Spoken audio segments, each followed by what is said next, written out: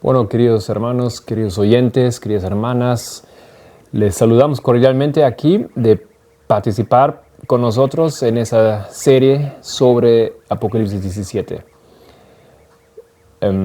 Queremos ir a través de esos versículos, uno por uno, explicando los detalles de ese misterio que aquí la Biblia nos ha dejado escrito. Y con la ayuda de Dios dejar claridad en esa tiniebla de diferentes ideas, opiniones que existen acerca de ese capítulo. Para ello invitamos al Espíritu Santo que nos acompañe. Les invito a que oren conmigo. Querido Dios, Padre que moras en los cielos, pedimos que nos acompañes y nos ayudes en esa hora. Queremos de una manera simple aquí dejar claro la interpretación de ese capítulo.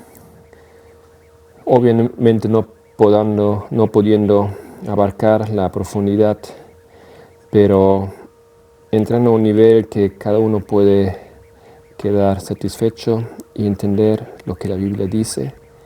Dirige nuestras mentes, nuestros corazones y concédenos el Espíritu Santo para que nos guíe en toda la verdad. Bendiga a los oyentes, Señor, al estudiar, a verificar esas informaciones. Ayuda a que con la técnica también se haga todo bien. En el nombre de Jesús. Amén. Muy bien. Entonces les invito a que abren conmigo el capítulo 17 de Apocalipsis. Vamos a leer versículo por versículo y después hacer algunos comentarios y colocar algunos textos del Espíritu de profecía para apoyar.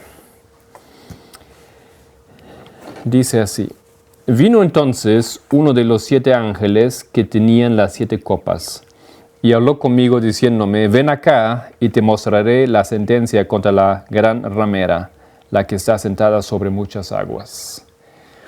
Bueno, aquí ya paramos en la primera parte de ese versículo porque dice: Vino entonces uno de los 7 ángeles. Pocas veces yo he escuchado oradores parar aquí y aclarar ese detalle. Según las reglas de Guillermo Miller, cada palabra tiene su significado. Y eso es obvio para nosotros, ¿no es cierto? La Biblia Dios ha dejado esas informaciones porque atribuyen, porque tienen alguna importancia.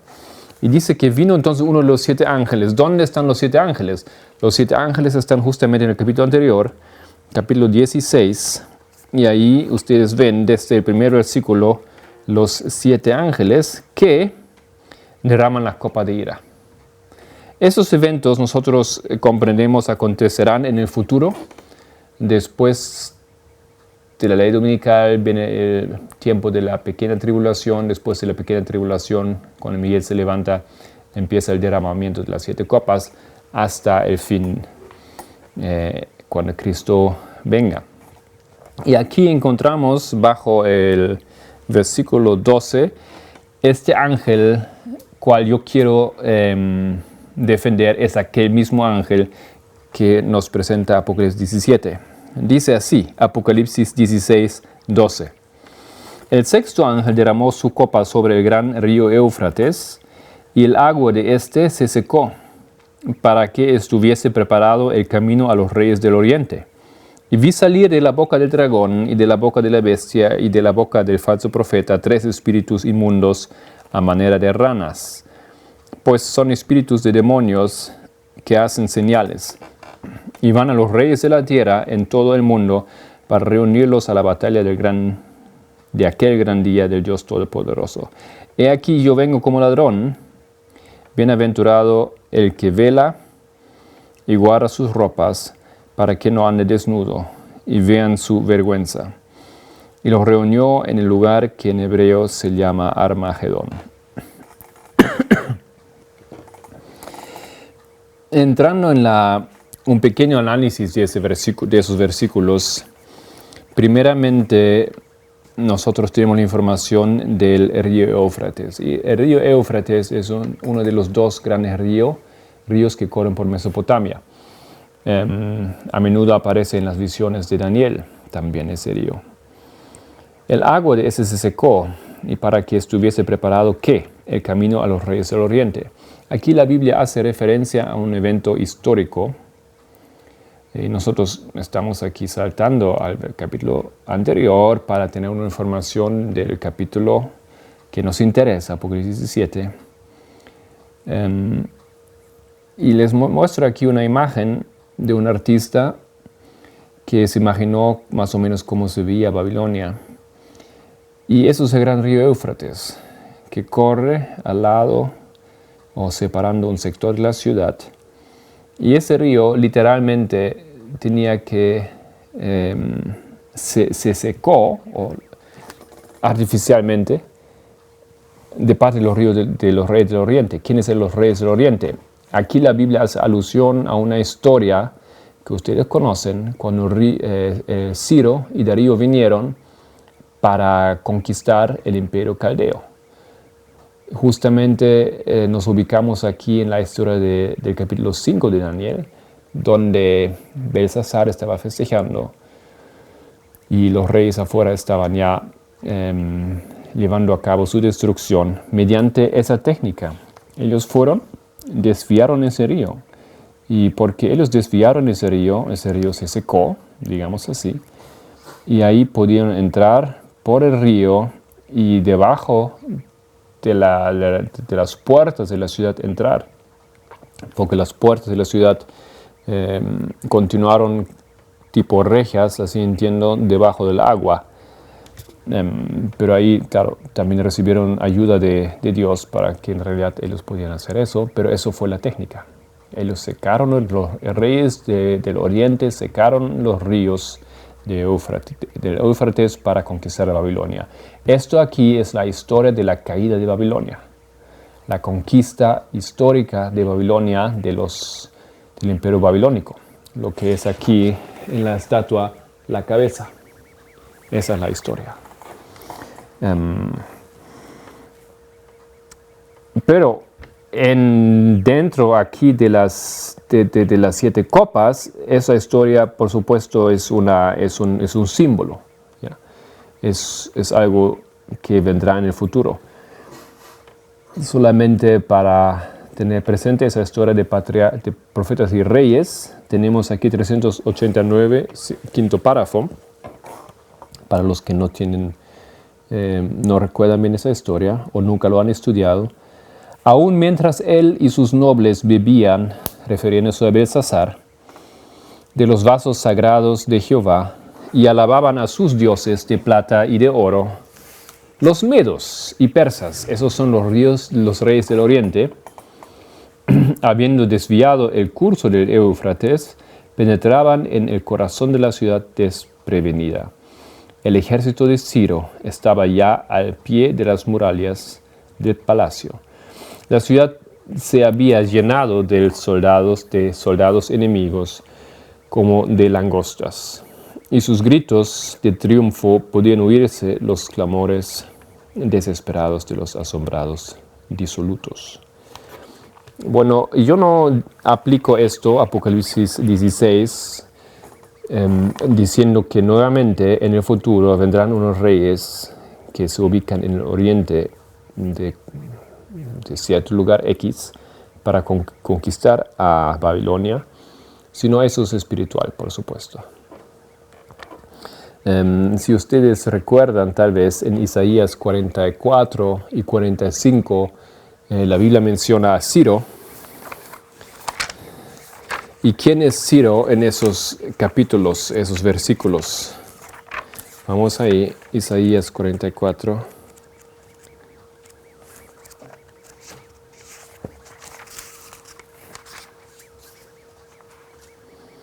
Solamente muy rápido eso. Versículo 28 del 44, último versículo. O versículo 24. Isaías 44, 24. Así dice Jehová tu Redentor, que te formó desde el vientre. Yo Jehová, que lo hago todo. Él habla, Dios habla aquí. ¿Ya?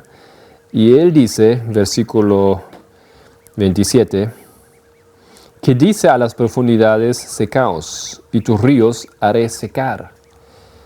Que dice de Ciro, es mi pastor. Bueno, aquí el rey Ciro es el rey del oriente que secó el río, es un símbolo, llega a ser un símbolo, porque ¿quién es el Redentor? ¿Quién es mi Redentor? ¿Quién es tu Redentor? es Cristo. Ciro aquí llega a ser un símbolo de Jesucristo. ¿Ya? Él es el que seca los ríos para la conquista. Es un símbolo, la conquista de Babilonia. Versículo 1 del siguiente capítulo. Así dice Jehová a su ungido, a Ciro, al cual tomé yo por la mano derecha, para sujetar naciones delante de él, y desatar lomos de reyes, etc. Este Ciro, es un símbolo de Cristo que lleva a cabo la destrucción, y aquí en Apocalipsis 16 la destrucción final de la Gran Babilonia. Esto es el contexto, en eso nos coloca Apocalipsis 17. Eso tenemos que tener en mente para comprenderlo, porque es este ángel que acaba de explicar esto. Y este ángel, y no uno de los otros, justamente este, que es asociada con esa información, es llevado aquí. ¿Por qué estamos diciendo eso? Porque en Apocalipsis 17 vemos el juicio sobre la gran ramera. Ya hemos leído esto. Ven acá, dice en el versículo 1, y te mostraré la sentencia contra la ramera. Y el quien lleva la sentencia contra la gran ramera en los 7 copas es el sexto ángel.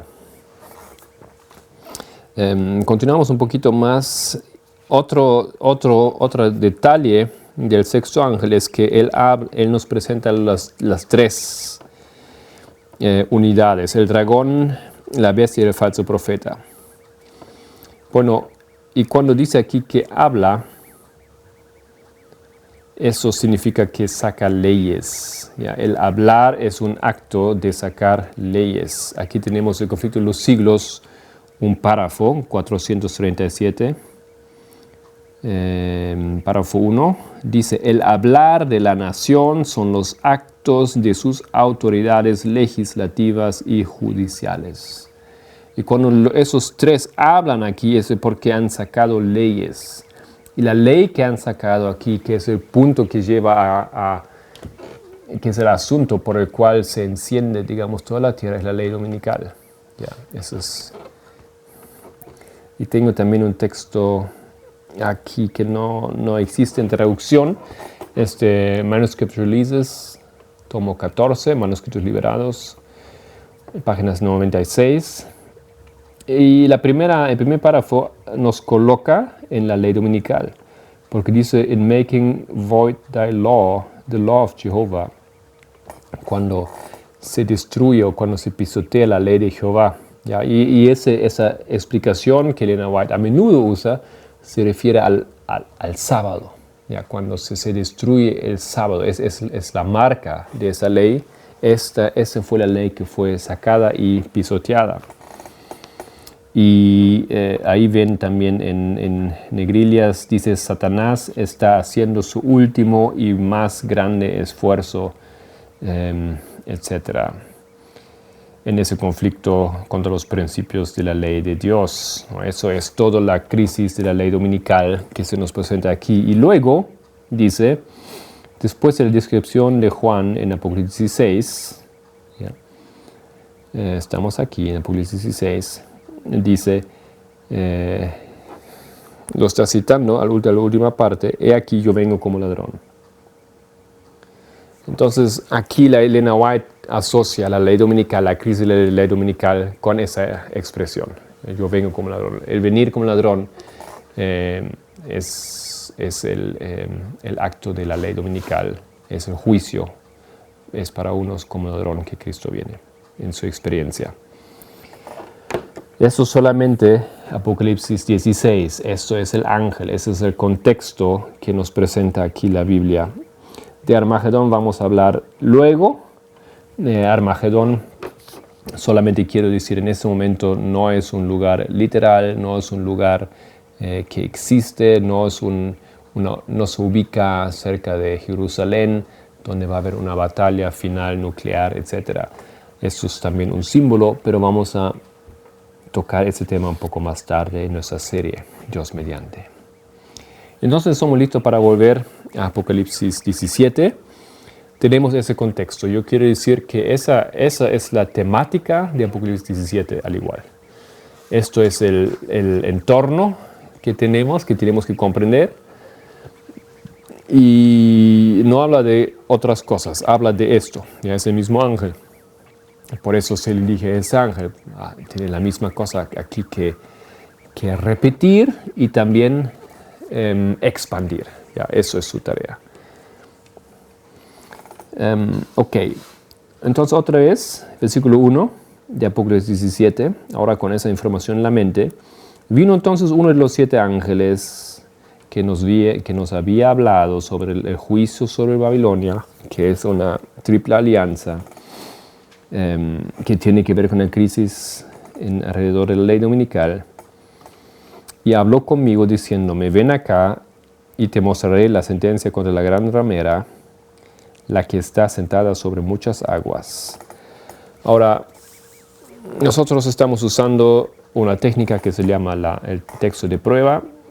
Voy a tratar de aportar pruebas para decir lo que estoy planteando aquí.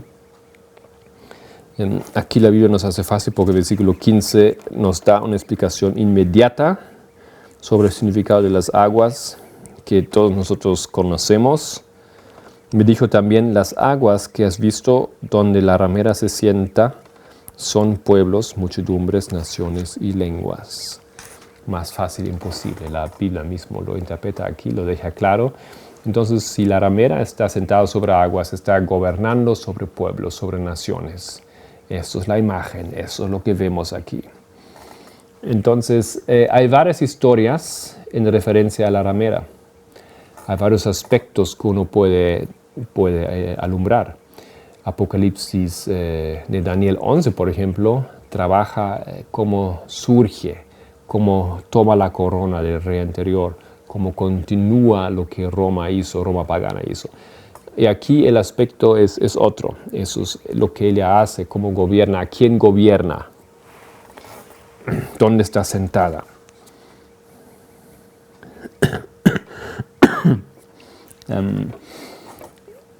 De Conflicto de los Siglos, página 379, quiero leer el siguiente texto. La mujer Babilonia de Apocalipsis 17 está descrita como vestida de púrpura. Todavía no hemos leído eso, pero podemos adelantar esa información. Y en su frente tenía un nombre escrito Misterio Babilonia, la grande madre de las rameras. El profeta dice, vi a aquella mujer embriagada de la sangre de los santos y de la sangre de los mártires de Jesús. Se declara además que Babilonia es aquella gran ciudad, la cual tiene el imperio sobre los reyes de la tierra. Versículo 4 al 6. La potencia, y 18, la potencia que por tantos siglos dominó con despotismo sobre los monarcas de la cristiandad es Roma. Entonces ya desde el inicio aquí quiero dejar claro y no entrar en alguna discusión quién es ella. Tal vez para muchos de nosotros eso es entendible inmediatamente, lo sabemos ya, pero esta ramera aquí es un símbolo para Roma. Y Roma tiene varios aspectos, pero así nomás nos deja aquí el espíritu de profecía con esa información, es Roma.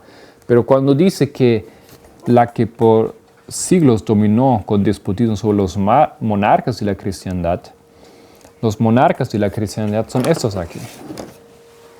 En esa estatua de Daniel 12, nosotros tenemos, aquí no hay cristiandad, la cristiandad aparece aquí en la última fase de las piernas del gobierno de Roma imperial, de Roma pagana. Pero los monarcas de la cristiandad aquí están en los pies. Esos son los 10 reyes. Y ella gobernó aquí en ese tiempo. Es el lodo que aparece aquí. Eso es esa parte, la parte de la iglesia impura que busca una alianza con los reyes y oprime a los reyes. Ok, entonces ya tenemos de esa manera claro sobre quién habla. Habla sobre Roma papal. Esta es la gran ramera de ese capítulo. Muy bien. Versículo 2. Sí, vamos al versículo 2. Dice, con la cual han fornicado los reyes de la tierra y los moradores de la tierra se han embriagado con el vino de su fornicación. Vamos a leer aquí en continuación de la misma página de Conflicto de los Siglos. La púrpura y la escarlata, el oro y las piedras preciosas y las perlas describen como a lo vivo la magnificencia y la pompa más que reales de que hacía gala la arrogante sede romana. Y de ninguna otra potencia se puede decir con más propiedad que estaba embriagada de la sangre de los santos que de aquella iglesia que ha perseguido tan cruelmente a los discípulos de Cristo. Se acusa además a Babilonia de haber tenido relaciones ilícitas con los reyes de la tierra. Por su alejamiento del Señor y su alianza con los paganos, la iglesia judía se transformó en ramera. Eso es una explicación, es una paralela. Ahora está hablando de la iglesia judía, ya que se transforma en ramera. ¿Cómo se transformó en ramera? Por su alianza con los paganos. Pero no estamos hablando aquí de la iglesia judía, estamos hablando de la iglesia romana. Y esa iglesia, pues, lo mismo ha hecho y por eso se convirtió en ramera. Salió de Pérgamo, ¿ya? de la iglesia cristiana, de la iglesia joven, que era una iglesia pura, pero se transformó. Hizo alianza y por eso se convierte en ramera. Roma se corrompió de igual manera al buscar el apoyo de los poderes mundanos y por consiguiente recibe la misma condenación. Eso aquí es un principio, no hay una ramera nomás en la Biblia. El pueblo de Dios también es llamado ramera, ¿ya? Refiriéndose a Israel antiguo y a Israel espiritual moderno también. Pero eso es otro tema, ¿no? Eso cualquiera puede convertirse en ramera. Depende de él. Ok. Entonces, versículo 2, con la cual al fornicar los reyes de la tierra han entrado en alianza con ella, Estado y iglesia se han juntado y los moradores de la tierra se han embriagado con el vino de su fornicación. ¿Qué es el vino de su fornicación? Primero otro texto aquí, eso es también en el Conflicto de los Siglos, 378.2. En el capítulo 17 de Apocalipsis, Babilonia está simbolizada por una mujer, figura que se emplea en la Biblia para representar una iglesia. Tenemos aquí el aspecto femenino de esa unión, una bestia que es montada por una mujer, es una iglesia. Siendo una mujer virtuosa, símbolo de una iglesia pura, y una mujer vil de una iglesia apóstata. Ok, ese texto ya hemos leído. Ahora, mi pregunta era, ¿qué es el vino que embriaga a los reyes, a las naciones, a la tierra? Testimonios para la Iglesia, tomo 6, página 319.3. Colpotores, recordad que en los libros que vendéis no estáis presentando la copa que contiene el vino de Babilonia, las doctrinas erróneas ofrecidas a los reyes de la tierra, sino la copa que contiene las preciosas verdades de la redención. Entonces, ¿qué es el vino de Babilonia? Son las doctrinas falsas, las doctrinas erróneas de Babilonia. O de Conflicto de los Siglos, 384.4. El gran pecado de que se acusa a Babilonia es que ha hecho que todas las naciones beban del vino de la ira de su fornicación. Esa copa embriagadora que ofrece al mundo representa las falsas doctrinas que ha aceptado como resultado de su unión ilícita con los magnates de la tierra. Elena White nos cuenta en el Conflicto de los Siglos que tiene básicamente que las doctrinas falsas de la Iglesia Católica tienen dos pilares. Un pilar es el falso sábado. El domingo, que supuestamente es el día de la adoración del Señor. Eso es un pilar, quebrando de esa manera la validez de los 10 mandamientos, del punto de vista de ellos.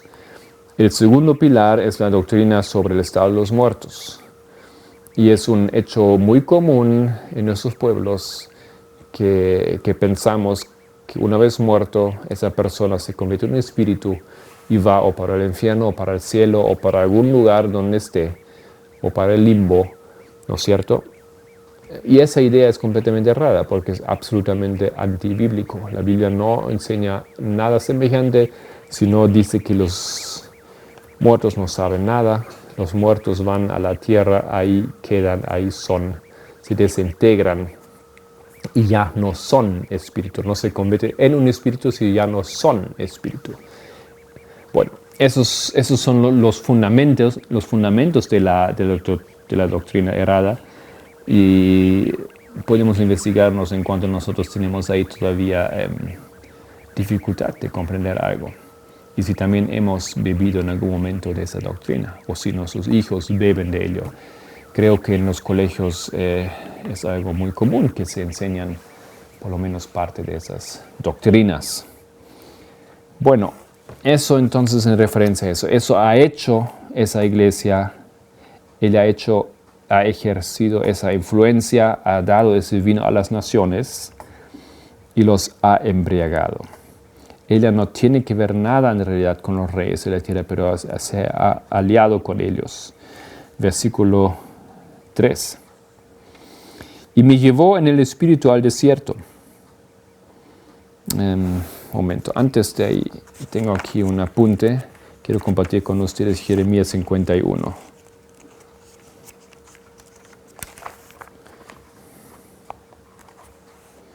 Versículo 7. Es un texto paralelo, un texto que apoya.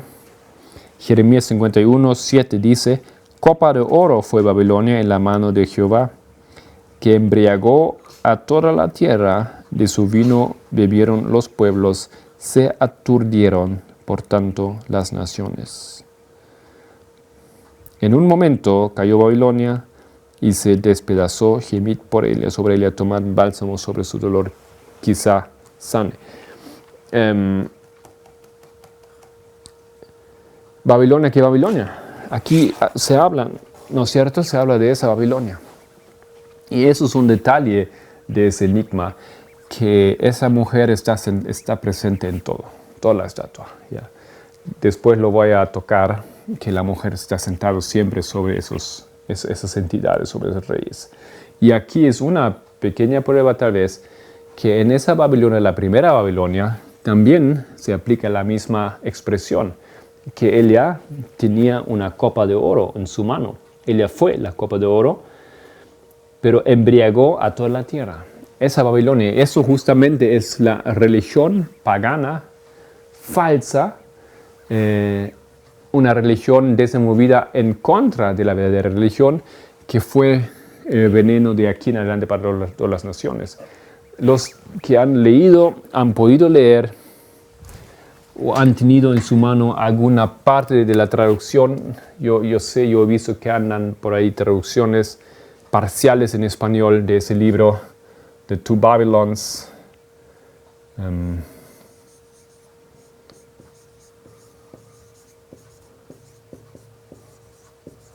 Creo que así es el título de Alejandro Islop. Ahí ustedes van a encontrar esa historia, cómo ese vino fue aquí inventado, expresado en diferentes cultos, ideas. De ahí salen todas esas ideas que son el fundamento para el paganismo a lo largo de las fases de la tierra, en las fases de esos gobiernos paganos, ligando finalmente hacia Roma papal, que simplemente es una continuación de los ritos, ideas y figuras que aquí nacen. El vino que fue dado a las naciones a lo largo de la historia terrenal. Pero por supuesto Jeremías 51 habla de Roma, de la Iglesia Romana Católica. Ya es una profecía también. Ok, ahora sí, Apocalipsis 17, versículo 3.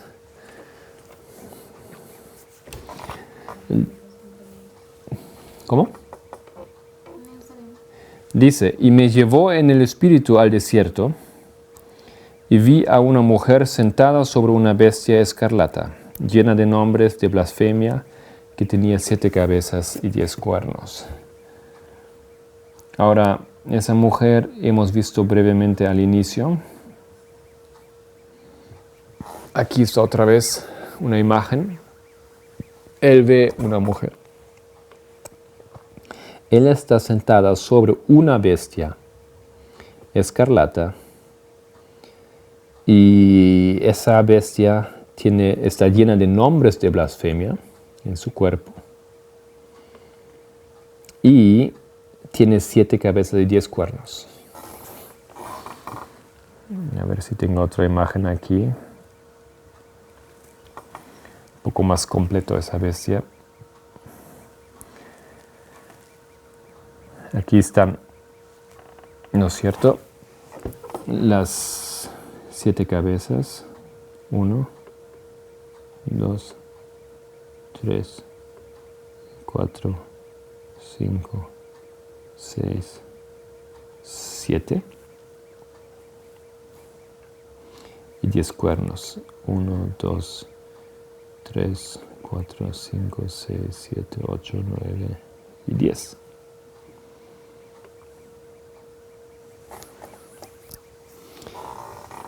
El significado de esto vamos a tratar de explicar en esta serie de presentaciones. Aquí están los nombres de blasfemia escrito y ella está montando esa bestia, esa mujer. Pero aquí la primera mención, digamos, de esa imagen que tenemos en la mente.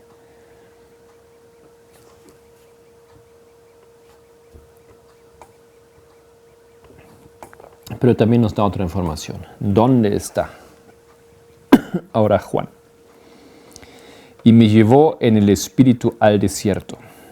Ahora, en español se traduce como desierto directamente. En inglés dice wilderness. Wilderness puede ser cualquier tipo de naturaleza no, ¿cómo se dice?, no domesticada o no salvaje. ¿Ok? Puede ser monte, puede ser selva, puede ser campo, puede ser montaña, puede ser desierto mismo, todo eso, digamos, no específicamente un desierto. Pero uno de los significados de esa palabra en hebreo también es, en griego, es desierto. Entonces, para mí siempre la idea del desierto se combina con algo feroz, algo no tan fácil de sobrevivir, algo de, bueno, solitud tal vez. Soledad.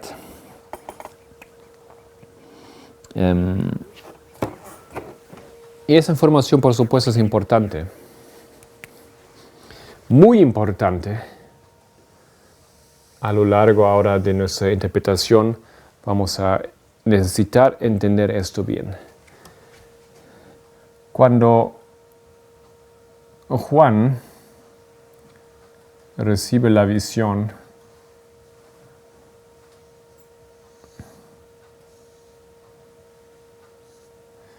él está ubicado más o menos en el año 100, año 90, año 100 después de Cristo.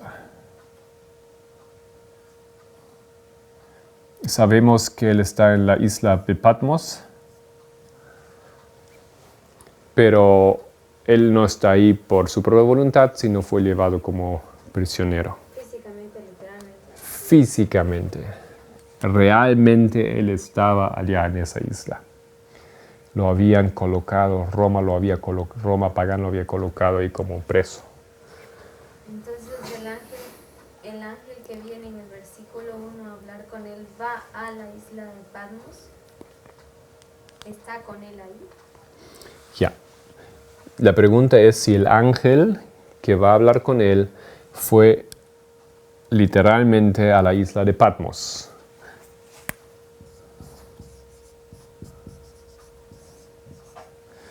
Y digo que sí. ¿Ya?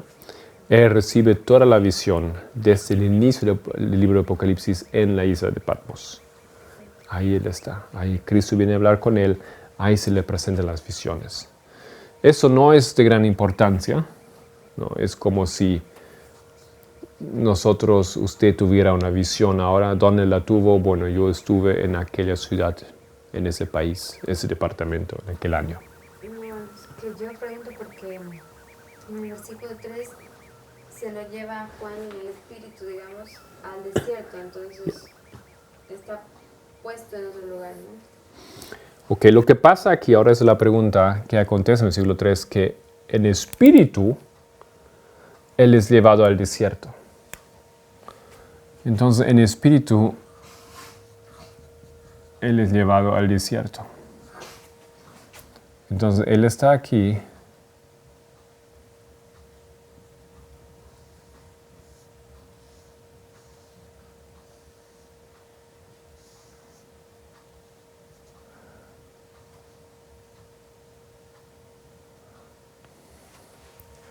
En el desierto.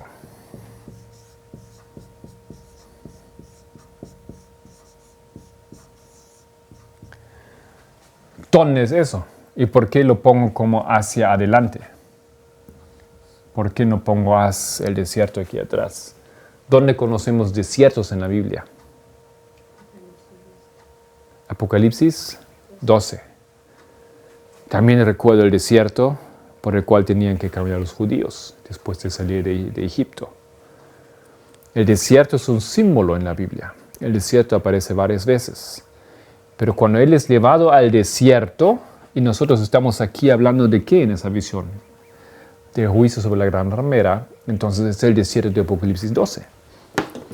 Vamos a ir ahí, recapitular brevemente la información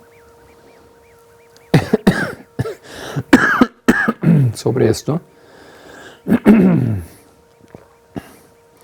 Y podemos encontrar eso en el versículo 14.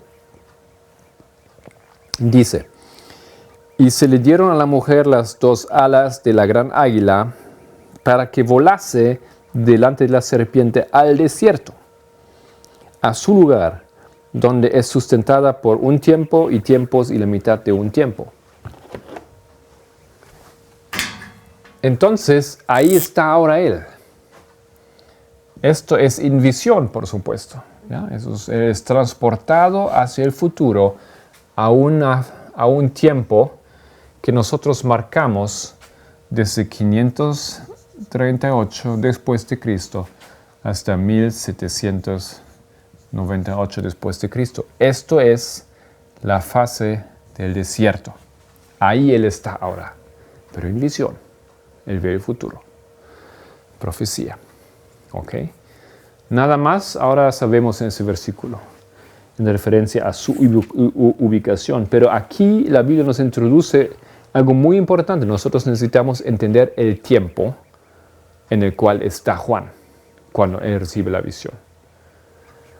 El tiempo. El tiempo juega un papel esencial aquí para la comprensión de esa visión.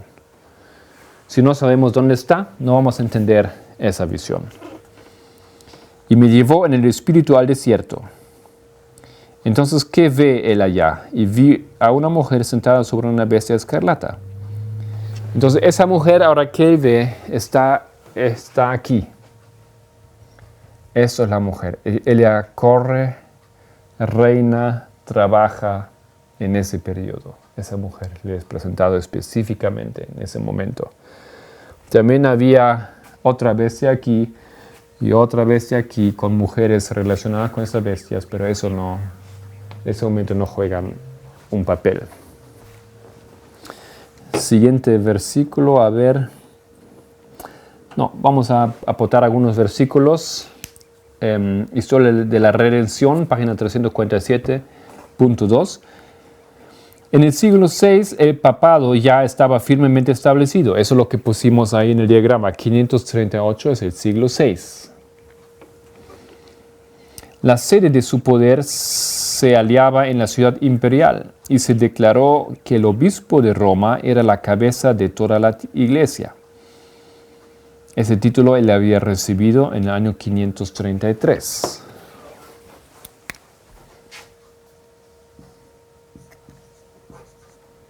De Justiniano.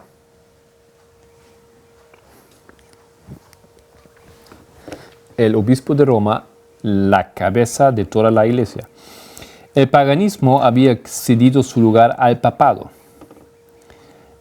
El dragón había dado a la bestia su poder y su trono y grande autoridad. El dragón es la parte estatal. En ese caso, Roma imperial.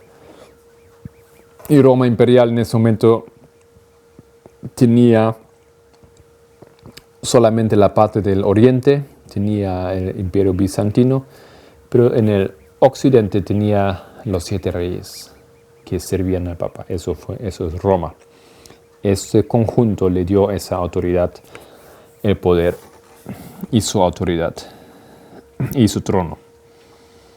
Apocalipsis 13, versículo 2. Entonces comenzaron los 1260 años de opresión papal, predichos en las profecías de Daniel y Juan. Daniel 7:25, Apocalipsis 13, 5 al 7. La persecución se desató sobre los fieles con mayor furia que antes, y el mundo se convirtió en un vasto campo de batalla.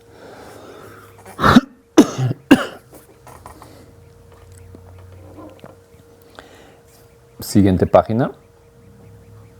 Por cientos de años la Iglesia de Cristo encontró refugio escondiéndose y en la oscuridad.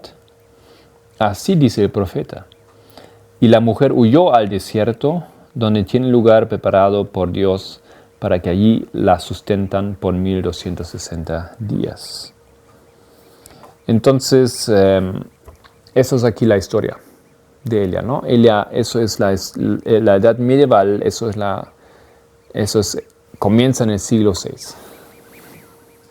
Pero en Apocalipsis 12 dice que la mujer fue llevada al desierto para ser sustentada por Dios, digamos, ¿no? Y en este caso, esa mujer está siendo pisoteada, se puede decir, por la otra mujer, la gran mujer. Ok, entonces aquí dice, la pregunta es, pero la mujer fue llevada, ¿no? ¿Cuál mujer es esa?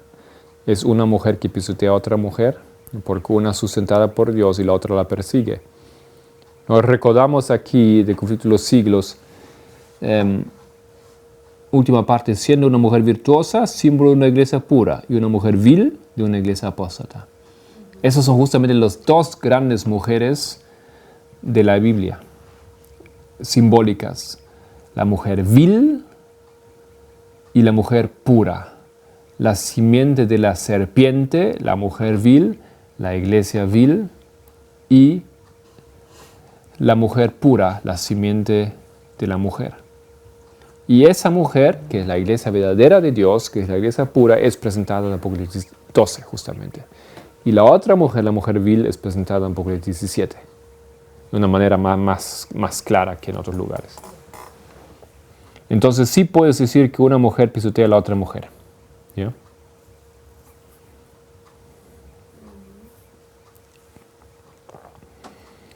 Aunque en Apocalipsis 12 el tema es que el dragón la persigue,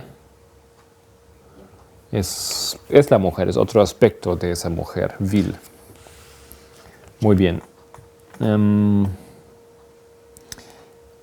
Continuamos.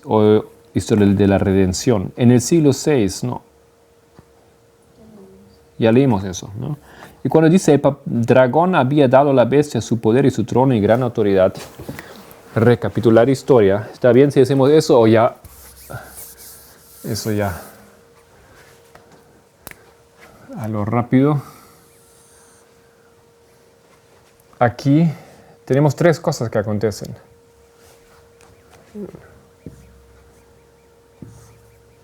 El trono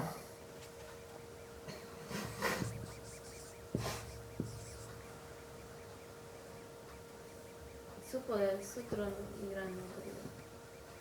Ya. El trono fue dado al papado 330 todo es después de Cristo. ¿Ya? Cuando Constantino, ponemos aquí el nombre, se va de Roma y abre una nueva capital en Constantinopla. La mudanza de la capital del Imperio Romano, dejando Roma, el corazón, la fuerte del imperio, a manos ahora del papado. Aquí recibe su trono. trono, poder y autoridad. El poder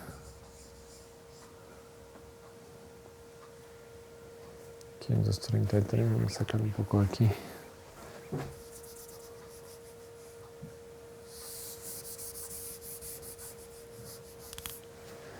El poder recibe, generalmente colocamos año 496, porque aquí recibe, en ese año se convierte Clovis o Clodoveo, el primero de los reyes, los reyes de los tribus bárbaros. Él es franco, se convierte, es el primer príncipe de la iglesia católica y presta su servicio al papado. Él ahora tiene poder para perseguir. 96, después de Cristo. 490 también es importante, es otra fecha. 490 marca el momento cuando todos los reyes se convirtieron al catolicismo. Todos esos reyes que van a ser los 7 reyes que le prestan su servicio son católicos. No, son formados ellos como los reinos que son los reinos de esa historia. Aquí había más que 10 potencias que estaban buscando su ubicación, su lugar, su reinado en Europa, reemplazando el antiguo Imperio Romano. Año 490, esos ya se solucionó quién es quién va a ser uno de los 7. ¿Ya? Porque los reinos se mueven, esos son pueblos básicamente que entraron en el Imperio Romano. Y entre ellos luchan por las regiones y unos tienen que ir hasta África para buscar un lugar. Y primero tiene que esclarecerse en la historia cuál de sus pueblos va a ser un imperio aquí. ¿Quién va a dominar un área? Y aquí en el año 490 esa lucha entre los diferentes pueblos está establecida y tenemos 10 reyes. ¿No? Los 10 reyes aquí son establecidos. Y 6 años después, el primero de ellos, Clodoveo, entra al servicio del papado. Y es interesante si tú miras la historia en detalle cómo funciona eso, porque eso fue como ¿cómo se dice hoy en día cuando se cambia una cosa por otra cosa? Un trueque, ¿no? El Papa le ofreció ciertas cosas y por eso él le ofreció otras cosas. Y fue así, ¿no? No fue tanto porque realmente con toda su convicción. Aunque dicen que la mujer de Clodoveo era católica. Era pues alianza, ¿no? Eran alianzas, ¿no? Pero con grandes consecuencias. Francia, los francos, el primer poder que lleva el Papa al trono, o que le da su poder, y es también el poder que le saca el Papa después, en 1798. Bueno, hemos quedado aquí, trono, poder y autoridad. En 533, aquí Justiniano, el emperador del Imperio Romano Oriental, bizantino, él le otorga ese título, madre de todas las iglesias. Y si ustedes leen esto aquí, podemos leer eso brevemente en Apocalipsis 13:2. Dice algo interesante. La última parte del versículo. Y el dragón le dio su poder y su trono y su autoridad. No dice eso. Y gran autoridad. Porque el dragón es Roma. Y Roma le da su trono a él. Le da su ciudad. El que da poder es Roma. ¿No? Los 10 reyes ahora son parte de Roma, forman Roma. Ellos le dan su poder, que ellos tienen al servicio de ella. Pero aquí la autoridad que Justiniano le da no es de él no la tiene ni siquiera, él le da.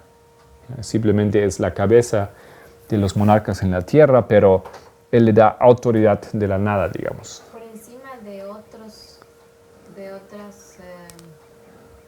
culturas o opiniones, digamos. Ya, por encima de quién, ¿no? Aquí dice la madre de todas las iglesias. Básicamente había una disputa entre dos obispos. Obispo de Roma, obispo de Constantinopla. Había obispo de Pérgamo, había de Éfeso, había varios obispos, Alejandría, etc. Y lo que hace Justiniano, porque había estos eran los dos más potentes. ¿Por qué eran los más potentes? Porque reinaban sobre las iglesias más grandes, ¿no? Esas son cosas muy, muy humanas. No fue porque Dios le asignó, no porque tenía más luz. Eso fue simplemente porque tiene más potencia en términos de cantidad de gente y luego de dinero y luego de hablar, por supuesto. Y Justiniano está en Constantinopla, pero no le da la autoridad suprema. Él soluciona una disputa, una controversia, y dice, ahora listo, vamos a acabar eso, y tú eres ahora la madre. Él lo asigna a él. ¿Pero en qué se basó él para dar esa autoridad a eso? ¿Por qué no se le dio, por ejemplo, al otro obispo de Constantinopla? ¿En qué se basa él? Porque Roma, porque le sirve a sus planes. Ah, ok. ¿Ya? No es como una alianza. Es una alianza Estado-Iglesia aquí. Roma le sirve, Constantinopla no le sirve tanto a sus planes. El obispo de Roma para Justiniano es interesante porque él lo tiene que ahora que defender supuestamente. Pero lo que él quiere es reconquistar el reino perdido. Él está sentado en Roma, en Italia. Roma ya no es de Justiniano, ya está en manos de otras tribus. Ahora, para proteger a su protegido, al obispo de Roma, él tiene ahora un argumento político para invadir esa región y para reconquistar. Y lo hace. Lo hace. Mediante su general Belisario, 538, él reconquista Roma, la ciudad perdida la incorpora nuevamente a su imperio. ¿Ya? Esos son asuntos muy, muy profanos. Aquí no había una convicción religiosa realmente tras de eso. Trono, poder, autoridad. Ok. Eso era nuestro texto. Volvemos.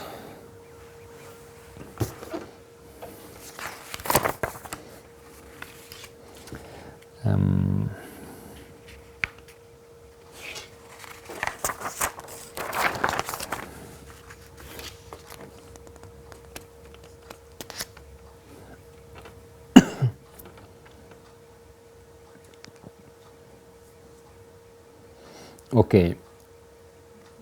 La mujer está sentada sobre una bestia. ¿Quién o qué es la bestia? Pongo aquí otra vez esa imagen. Ustedes aquí también ven la imagen en el diagrama que está colocado detrás de mí. Aquí el diagrama de 1843. Aquí ustedes ven esa mujer, ¿no es cierto? Es la misma que estamos ilustrando aquí nosotros. Ella con la copa, con la ropa púrpura, sentada sobre la bestia con las 7 cabezas. ¿Quién es esa bestia?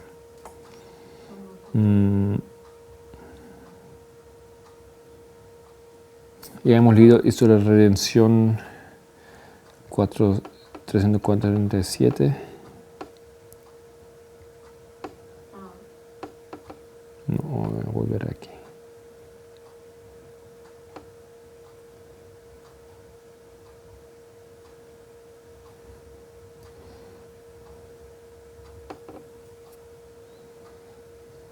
Ajá. Miramos bien otra vez ese texto. A ver si es esa parte. Ya, la parte la primera parte, ¿no? En el siglo VI, el papado ya estaba firmemente establecido. La sede de su poder se hallaba en la ciudad imperial. Y se declaró que el obispo de Roma era la cabeza de toda la tierra. El paganismo había cedido su lugar al papado. El dragón había dado a la bestia su poder y su trono y gran autoridad. Pero el dragón ahora está fuera, ¿no? Está fuera de esa historia. Porque nosotros estamos ahora en esa historia.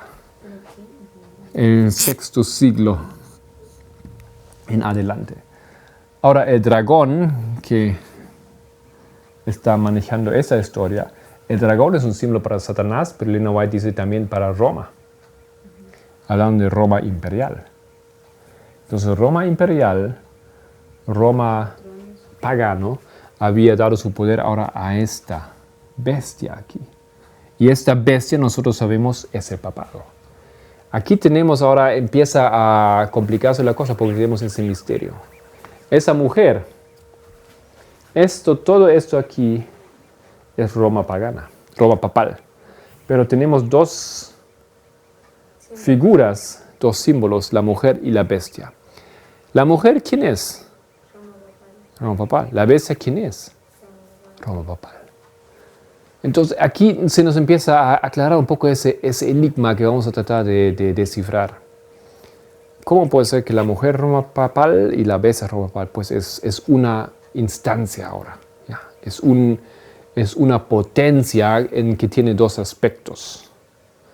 No, claro, nosotros sabemos que Roma papal tiene su aspecto religioso y su aspecto estatal. Por eso tenemos dos entidades aquí. La mujer representando el aspecto religioso, la iglesia, y la bestia representando el aspecto estatal. Pero ¿cuál fue el aspecto estatal de Roma papal en ese tiempo? Claro, fueron todos los reyes católicos. Los reyes de Italia, los reyes de Lombardía, los reyes de Austria, los reyes de Suiza, los reyes de Alemania, los diferentes países, Francia, etc. ¿Ya? Ellos forman la bestia. ¿Ya? Ellos forman la bestia. Yo comprendo que esa bestia que tiene siete cabezas es un símbolo para toda esa entidad que existe desde el comienzo hasta el final. Pero si colocamos la lupa, en ese periodo vemos que porque dice que tiene 7 cabezas y 10 cuernos, ¿no es cierto? Que tiene justamente 10 reyes a su disposición. Fijamos otra vez aquí en esa imagen.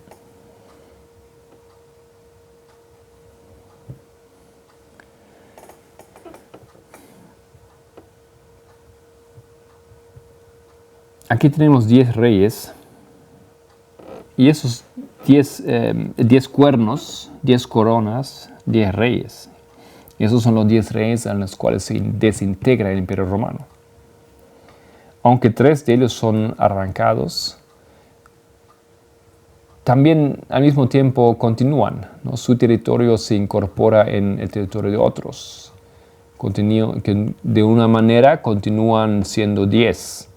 Pero son 7 de ellos que son católicos nada más. Entonces, también hay en un nivel, yo creo que tenemos 7 cabezas, los 7 reyes católicos, pero ellos están al mando de 10 cuernos, de 10 áreas, ¿ya? De 10 países, porque han conquistado se dividen el imperio entre sí. En una ilustración más limitada de toda esa imagen. Ya vamos a repetir lo que significa la bestia en nuestra opinión. Pero aquí en esa fase creo que es eso. Ok. Entonces aquí acabamos nuestra primera hora, hemos entrado a la temática, hemos visto un poco de ello, hemos dicho quién es la bestia, quién es la mujer, pero falta, ¿no? Aquí hay más profundidad y hay más cosas que estamos luchando con esos símbolos porque es un enigma, no es fácil y el mismo problema tiene que ser expresado y eso estamos tratando de decir. Con la voluntad de Dios podemos continuar en la siguiente hora. Querido Padre, por favor, continúa bendiciéndonos al estudiar, a comprender esos versículos de Apocalipsis 17. Bendiga a los oyentes, los estudiantes, para que su mente será dirigido por ti. Querido Padre, gracias que hemos podido estudiar ello. En el nombre de Jesús, amén.